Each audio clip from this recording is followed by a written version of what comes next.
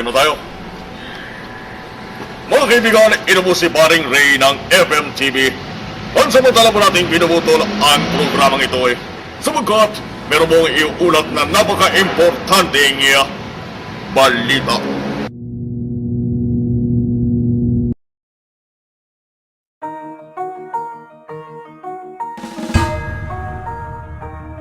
Lapit mga kaibigan at makinig kayo. Ako'y may dala-dalang balita galing sa bayan ko. Nais kong ipamahagi ang mga kwento at mga pangyayaring nagaganap sa lupang pinangako.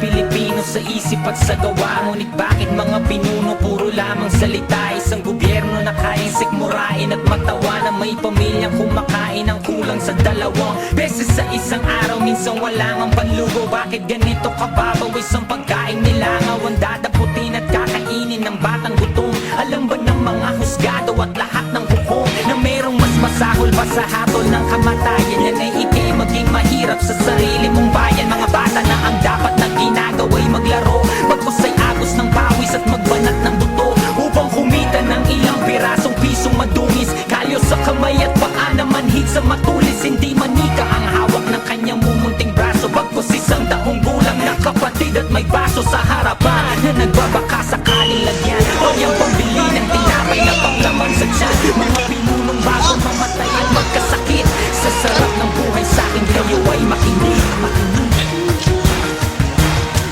Dool mga kaigsuunan ug paminaw kamo. Doon ako'y dala nga mga balita gikan sa banwa ko. Gusto ko nga ipahibalo ang mga istorya na nagagahitabo sa banwag isa na to.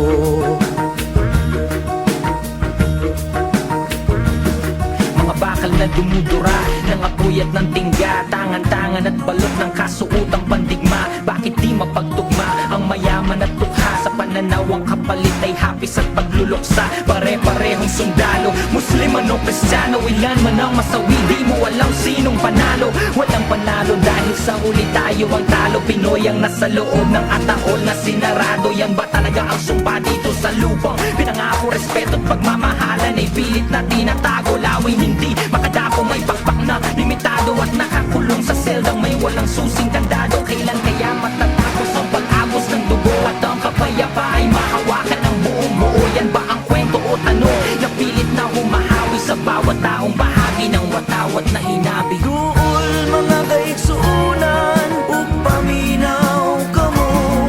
Doon ako'y dala nga mga balita gikan sa banwa ko. Gusto ko nga ipahibalo ang mga istorya na nagagahitabo sa banwag isa na to.